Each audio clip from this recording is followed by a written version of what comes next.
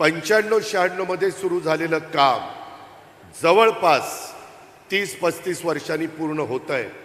खरं बीडकरांनी पण एकदा आत्मपरीक्षण केलं पाहिजे, आत्मचिंतन केलं पाहिजे की इतक्या वर्ष जर आपण कामाला लावू लागलो तर याच्यात एक पिढी गेली, अख्खी एक पिढी गेली। एवढा विलंब लागून चालत नाही। अलीकडे तर मंत्रिमंडळात त्यांच्या मीटिंग असतात त्यावेळेस मुख्यमंत्री नेहमी सांगतात, अधिकारी म्हटले की या कामाला 5 वर्ष लागतील, ते म्हणतात अजिबात नाही, 3 वर्षात करा।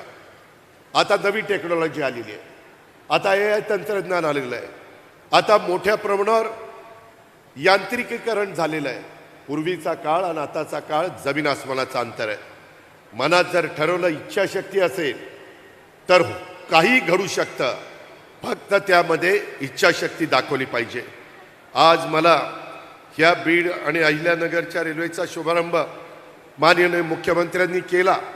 मी मुख्यमंत्र्यांना म्हणलं की 17 सप्टेंबर इथं 2 दृष्टीनं हा महत्त्वाचा दिवस आहे।